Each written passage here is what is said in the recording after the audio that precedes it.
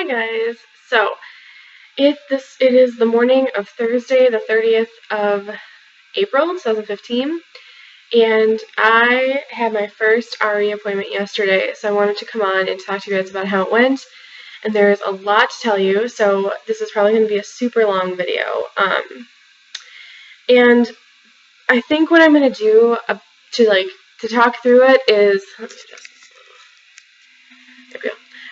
Is to just walk through my appointment and explain the whole process, and then kind of talk about how I felt and that kind of thing, because I just feel like that will be a little easier, especially if you've never been to an RE, like I had never been to an RE. I found it helpful when people kind of walk through what it's like too. So without further ado, here we go. You might remember that our RE office is pretty far away. It's like 80 some miles. So we drove down yesterday. Tim had the day off of work, and we drove down together.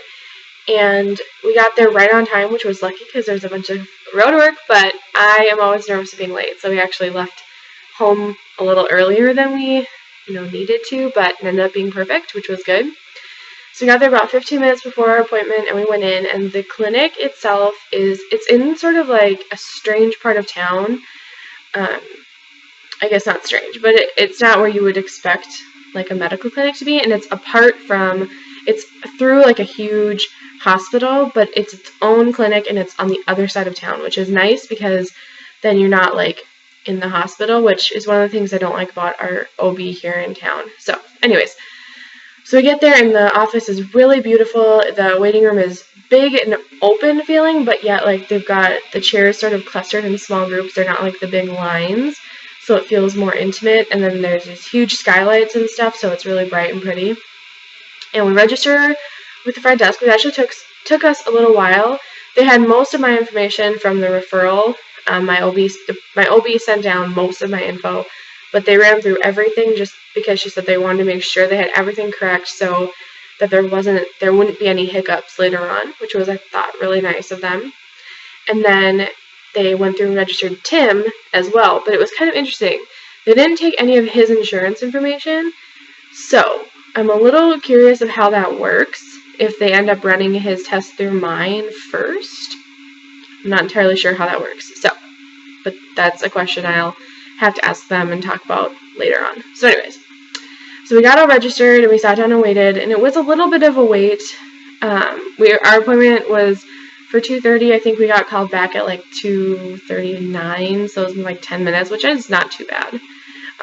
So the nurse brought us back, and for the first half an hour, we sat in this little exam room with the nurse, and she asked me about my medical history, starting without my OB history. So she first started with like childhood diseases, and she talked about family history. We went through like all of my grandparents, my parents. We went through my whole medical history basically, and then she did vitals.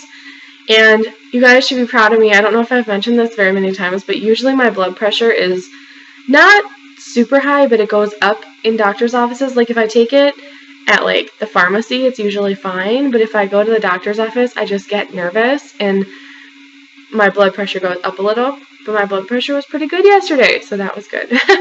But she also took my vitals, and then she talked about my gynecological OB history. And so she put all that stuff into my chart, and then that took a solid half an hour. And then she brought us to what they call the consultation rooms. So it's basically like there's a computer in the corner for the RE to look stuff up, but it's pretty much like just a little table, and it's got floor-to-ceiling windows, and it's bright and nice. And so we went in there, and then we met the RE. And how our clinic works, I don't know if this is the same for others, there are 3 reproductive endocrinologists on staff, and they all see each other's patients. Like you have one RE who's like your primary, but you see whoever is there, because they all, since we're so rural as a state, they all do stuff remotely. They all like do telehealth. They have telehealth days and stuff, and they do like, they commute and go out to branches and stuff. So they're kind of all over. So then they all cover each other, if that makes sense. So But we met ours, which was she's the lead RE in that office, which I thought was kind of nice.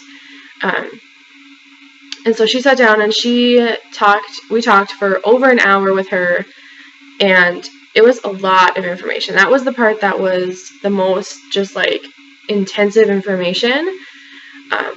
And I think that I know, I think I left understanding it all, but immediately when we left, I was in that kind of mind frame where you feel like you should have questions because it was so much information, but I was so overwhelmed that I didn't like know what to ask. So I don't really know. That was a little bit. It just was a lot. So basically, she started by talking about why I was there. She had me walk her through all 4 miscarriages from a year ago to today, and tell her exactly what my cycles are like. She asked me about what my periods are like. She asked me about what my cycle looks like. She asked me all these different questions, and then she asked me also about family history. She actually asked me a few questions that the nurse had asked me, but she was using them. She was taking all of her own notes.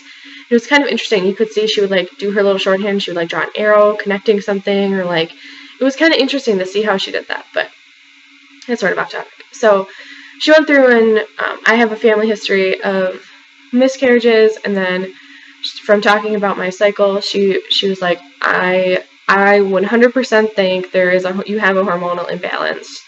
From what you're describing, she talked about how I have some of the secondary symptoms of PCOS. I get sporadic facial hair and my weight gain and those certain kind of indicators, but I don't have irregular cycles. So she said that she thinks there's a hormonal imbalance going on, but she doesn't know what the cause is. So she immediately said there was she looked through the blood work I've already had done, and she said there was one blood clotting disorder, a blood protein disorder. I can't remember the name of it off the top of my head, but there was one there that she thought I had indicators for, and she thought that one, since it's kind of a little bit lesser known, maybe my OB didn't think to order it, or he obviously is not his specialty. So she wanted to do that one right away. And then she also said there was this genetic disease, which I don't have it written down. I have it somewhere, but I don't remember how to pronounce it. But it was basically, she said it can show, it can present with some of those same hormonal imbalances and those same symptoms, and it also can cause miscarriages. So she wanted to test for both of those, and then she also went through and he had checked my thyroid. My old OB had checked my thyroid a while ago, and after my miscarriage in January, I think, and it had come back he had said it came back normal he thought it was okay, within okay levels. But she thought it was 1 or 2 points above where she wants it. I think it was at 2.7, and she wants it at 2.5. And my OB had said he wants it under, I think he said 2.9 or something. I don't know. But basically, she said that and I don't have the genetic indicator for it. I feel like I'm giving so much information to you guys, but I don't have the genetic indicator, or that piece for thyroid issues. So the thyroid issues would be something caused by something else. And so she said knowing that can give them information about what to test for. And she said she suspects that it's one of these 2 genetic things she's testing me for. Either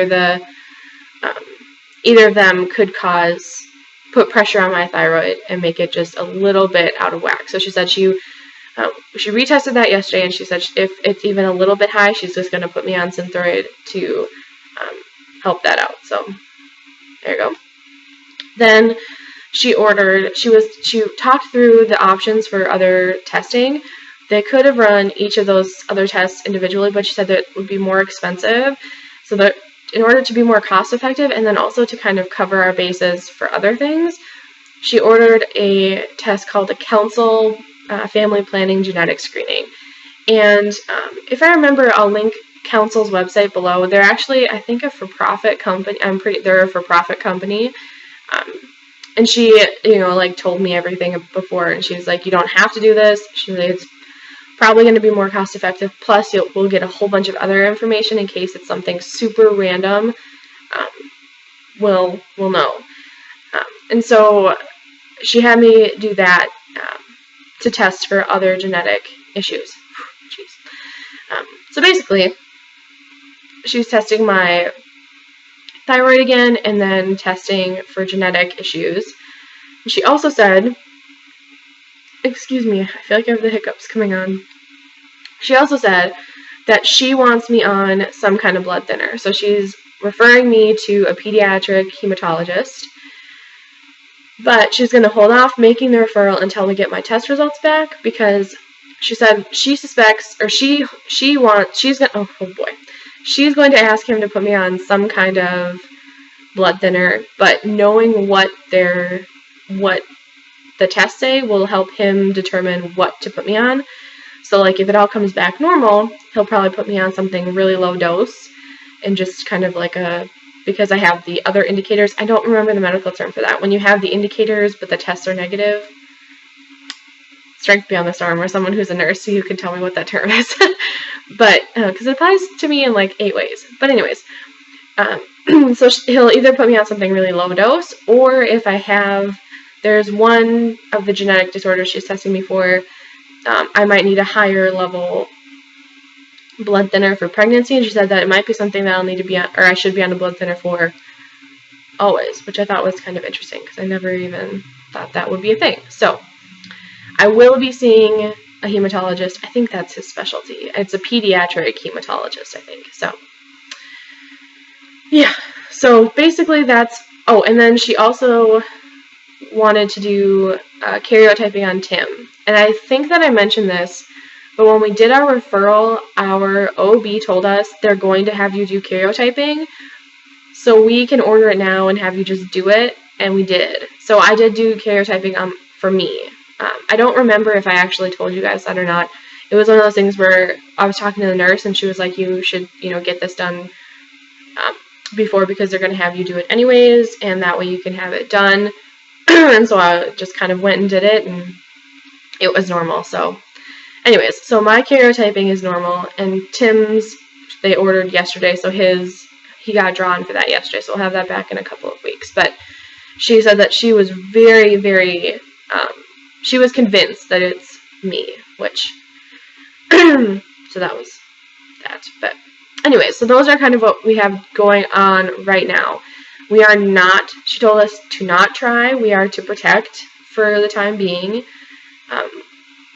because she wants to get all the test results back, get me a referral to that other specialist,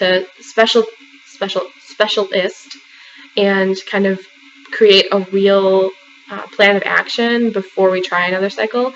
But she did say that I should do the progesterone supplement no matter what. And she was like really impressed. She thought that the dosing and the administration of that progesterone was perfect for what I'm indicating. So she was thought it was kind of funny, because I feel like they kind of normally, REs and OBs aren't really on the same page, because the OBs don't deal with this stuff. But she was kind of like, oh, he actually did what he was supposed to do, which I thought was kind of funny. But so anyways, so we are doing progesterone still. I have a referral I will be getting a referral to a pediatric hematologist to talk about blood thinners. Tim's getting karyotyping done, but that's probably not going to be anything. She's also ordering genetic screening for me and testing my thyroid again. So I think that's everything that, as far as the info is concerned. So yeah, it was a lot. I think I might end this video now and then talk about how I'm feeling in another video. I don't know. It was a lot, and it was like nothing bad exactly. It did suck, actually, when she looked at me straight and she said, I believe the issue is on your side, which, like, that sucks. was like, I didn't want to, I mean, I didn't want it to be Tim, but I don't want to be the problem, you know? So that kind of sucked, but it was just a lot. It was a lot of information. It was a new doctor, a new facility, it was just a lot of stuff to, like, take in and absorb. And then they did do a blood draw, but their phlebotomists were so much better than the ones at the hospital. I don't even have a bruise, and I bruise every time that I give blood because I have terrible veins. But so I don't know. So I'm feeling a little overwhelmed. I guess I'm just gonna include this in this video. I'm feeling overwhelmed a little bit. Like, I mean, by the time we got back home yesterday, Tim and I were both just tired. And we kind of talked about it, and we were both like, it's not like anything like terrible happened or that anything was that bad. It was just a lot, and it's kind of just draining to, we had all the tests done that our OB could do, you know, the all word was used. And we knew that there was more that they could test us for, but,